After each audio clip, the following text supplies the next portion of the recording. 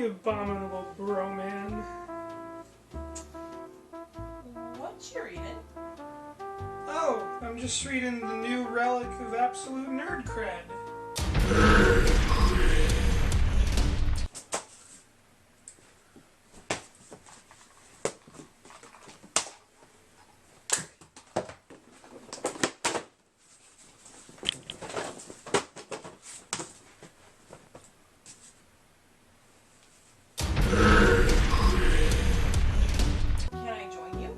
Sorry, only those who already are in are in.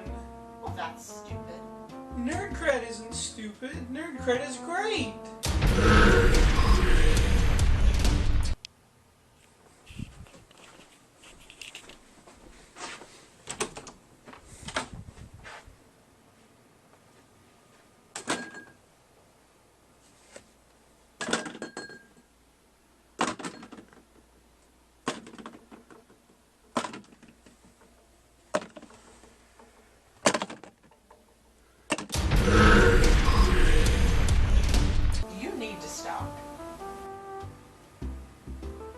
I've been trying to stop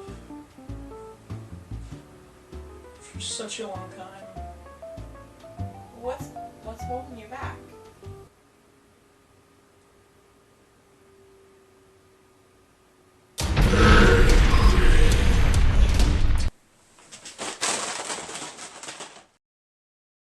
So we just saw Star Trek.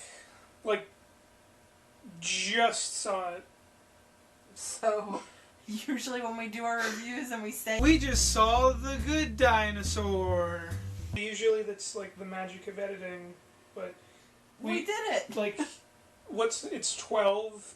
The movie let out at like 11:40, 11:30. We're dedicated. So this might not have a lot of good critique in it. But anyway, I really liked this movie. It was so much better than those other two schlockfests that J.J. Abrams shat out.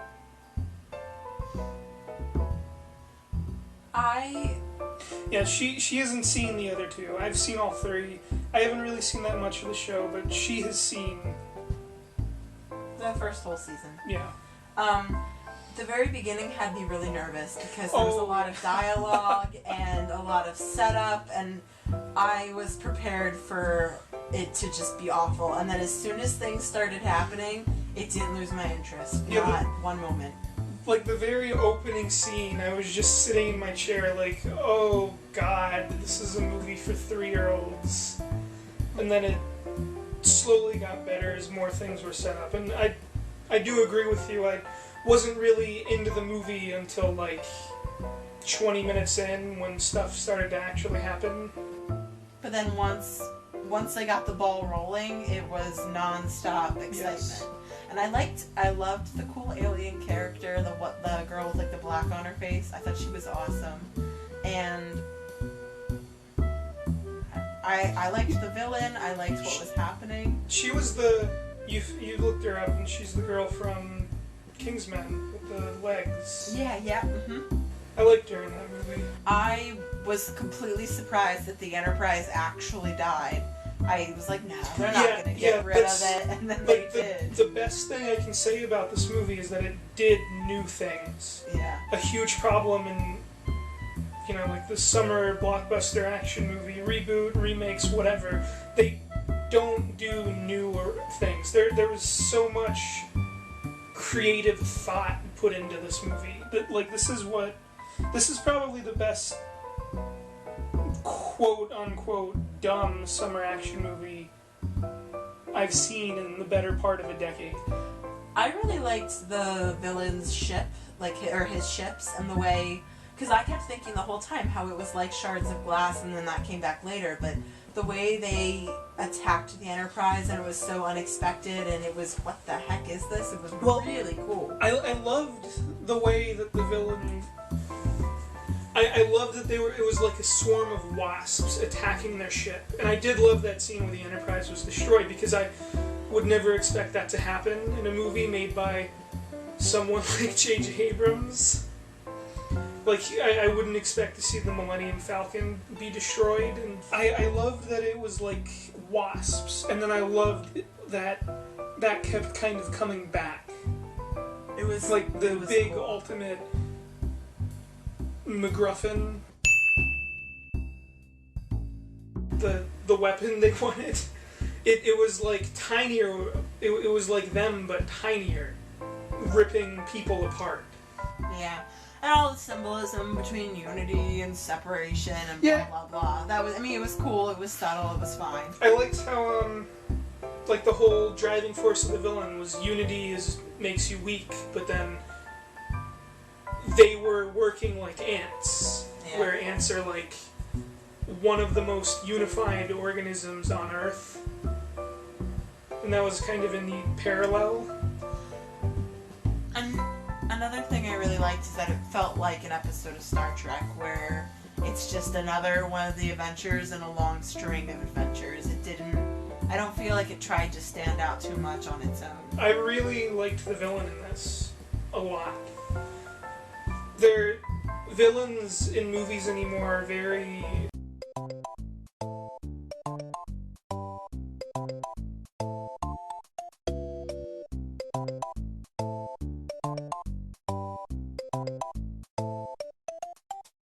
and they don't really have a lot going for them, and Crow, or was it Crow? Crow. He did so much, and he had such, like, firm beliefs.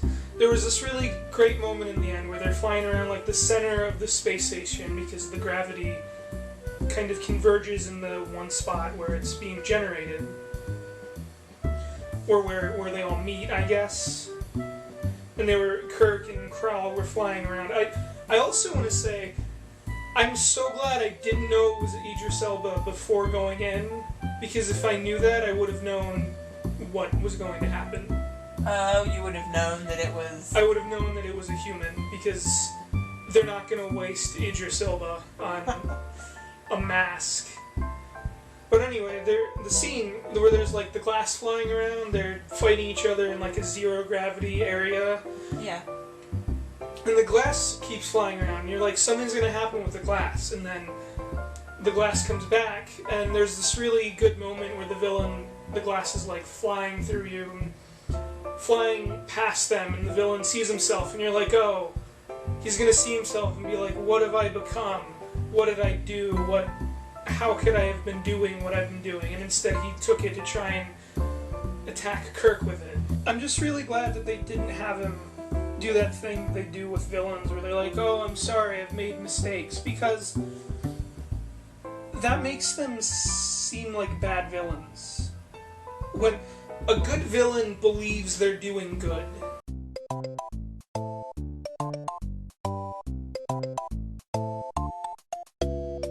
You can't really argue with someone who believes what they're doing. And so I'm so glad that they kind of subverted that in a way that was like, oh, they're going to do this, and then they didn't. I was looking at the scene, where he, like, jumps into the current of glass. I was prepared for him to commit suicide, and all the glass to, like, hit him like it was hitting the ships, and for him to die, but... yeah, it was really cool. I loved how they kept messing with the character dynamics. You haven't seen the other two movies, but the other two movies were like, they're all always together, and it's all just...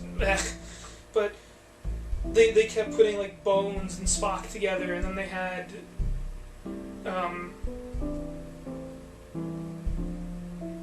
and they had him and Kirk walking through this deserted planet, and then they had... Scotty with the yeah, Scotty with the new character, and it was just, like, you don't really see that. You don't see the characters be taken apart and put with people you don't expect. You always see them just together or not really doing anything. With their complementary characters instead of mixing them up. Yes, and that's another really good compliment I have about this movie.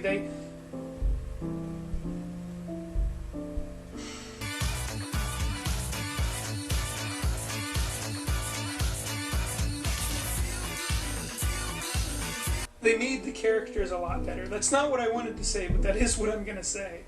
They made the characters a lot better from the other two movies. I was ready to just hate this movie and just be upset because I recently started watching the original show and I loved it. And you recently started watching it and you loved it, and I was ready for the characters from the other two movies, and they were so much better. There were a lot of really good setups and payoffs, like the music. Oh yeah, that was cool. And the little like seashell guy having a cold that sneezes acid and. Oh, and the beginning little alien, and then he keeps him as a pet at the end. That was cool. I also have to say that their one-liners were pretty funny. Like all those. The first 40 minutes, I would disagree with you, but after that, it did get really funny. I mean, a lot of them were like, okay, guys, but they were still, you couldn't help but laugh a little bit at most of them. Well, Bones is, like, the best part of these movies. Bones is... Carl Urban is fantastic. I think of him a little differently because McCoy is a lot more endearing and fatherly in the other ones, and in this one, he's, like, the jokes, like, he seems more like the jokester, and like, all the other characters are having serious moments and he's making jokes and prodding at them, and he seemed different to me than he did in the show, but I didn't dislike it, I guess. That must be weird jumping from the show straight to this, but knowing the other two movies, I would honestly recommend doing that.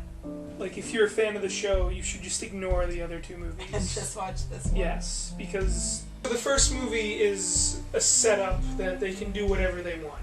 Because it's an alternate reality, bro. We won't mess up anything with the show.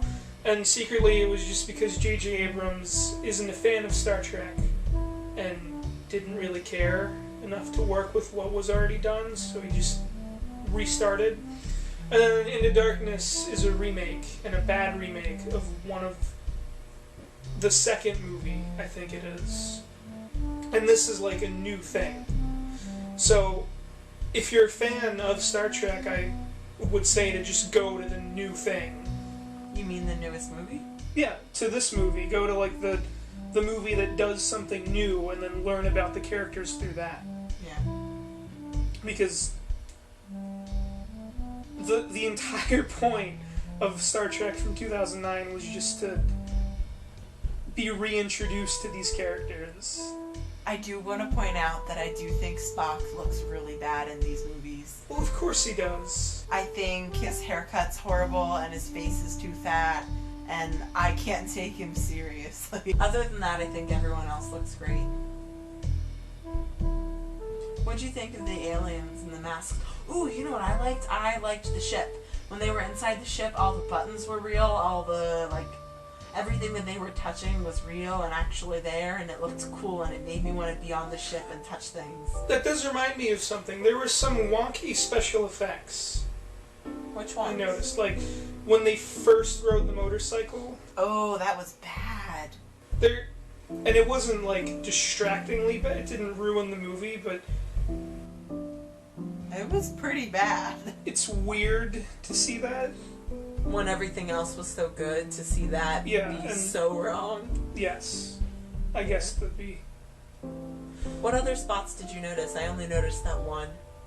I mean, there was just general, cutting cost CGI. Yeah. It wasn't, awful. It was just we need this, here's your money, do it. Which is what most movies do. I'm really sad about Anton Yelchin. About who? The Russian kid. Oh, okay. Because he died a few months ago, if you remember. Oh, yeah. We saw him in Green Room, which we want to review, and we are planning on eventually, but he was really good in that, and I was excited to see him do more because of how good he was in that movie. And then he died. What did he die of? His car had faulty brakes, and it smashed into him. That's sad. He was really good. I really hope they sue the company, because there's a such thing as a freak accident and such things like corporate responsibility. And selling someone a product that's faulty to the point of killing someone. I would like to point out that had this just been a normal person, nobody would have cared. Probably. Had just like a normal person been crushed by their faulty car, that wouldn't have been nearly as big of a deal. So I guess his death is going to help other people not be killed by faulty cars, at least. I heard somebody at my job talking about how, like, oh, I can't go see that kid died, that's too depressing. And I was like, it's a movie, how is that going to bother you? And it did bother me a little bit. Really? Yeah, it's never bothered me before in a movie, like, knowing that somebody was dead. But I think it was... It pulled on your heart. I think it was his eyes. It was just, like, I can't believe that this guy's dead. Because he's doing such a good job. It is sad to see such a young, good actor die, because there are very few of them. Most actors that I feel like we admire are at least like 30, 35 or older, and he was pretty young and he was good. So that was a pretty rare find. Did you have a problem with how not science fiction this was? Because I know a lot of people have problems with that. I feel like this movie was pretty philosophical because of how it was, like, the villain was going through feelings that Captain Kirk was feeling, and he was once a part of their team, and I feel like it had a lot of philosophical moments. That is why I would recommend this movie as, like, if you want to watch the new movies, that is why I would recommend this, because it was the most Star Trek out of the three. Another great thing about Star Trek is that sometimes they come across someone and it's a huge villain, sometimes they come across, like, something and they have to make a decision. The other day I watched one of the episodes, and you get, like, almost to the end of the episode, and the planet they landed on is an amusement park, and they just didn't realize it.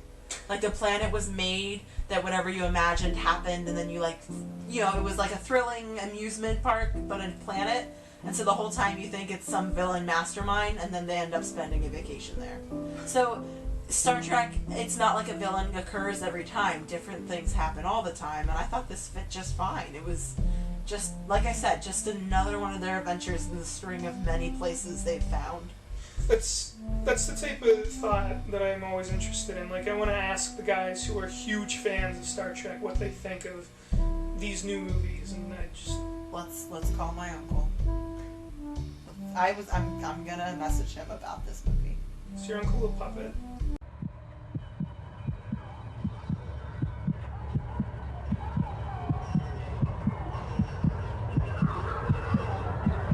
I noticed something really good with the villain.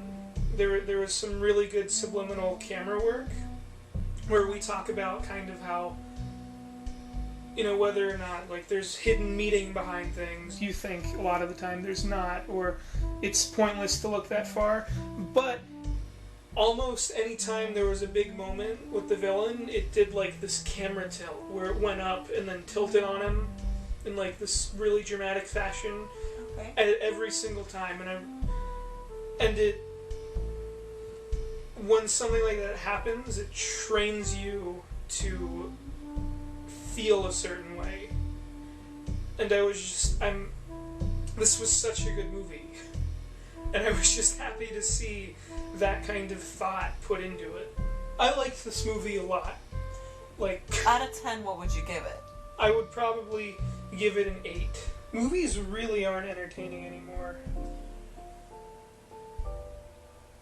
I mean, you get like one every few months, but...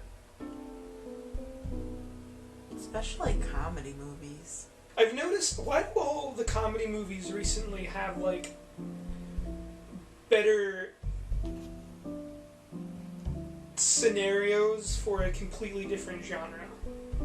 Central Intelligence would have been a great action movie, and instead they tried to make an action comedy and it just failed. Because A comedy movie, like, I think they have a hard time making a comedy movie where only comedy things happen. So they need something like Dumb and Dumber where it's like a scary spy action a really kind of thing. simple plot. Yeah, really simple basic plot, and then they throw in they cram it full of funny stuff but they need something to rely on. They need something, like they need a spine. They need something to stick on, and then they just fill it with comical stuff. Let's make popcorn. I hope Simon Pegg writes more movies. Oh yeah. Who did he write it with? I honestly don't know. I don't remember the name. I don't know what else he's done. I think when I was doing the thing I do at my job, I think the other writer hasn't written anything else. Oh, okay. Simon Pegg is such a wonderful movie man. He could do any part of the movie business, I bet. I would like to see a movie completely made by him. Acted, directed, written, and only starring him. Like Louis, almost. Yes. Oh, I would love that. Directed, written, edited, and starring Simon Pegg. And produced by...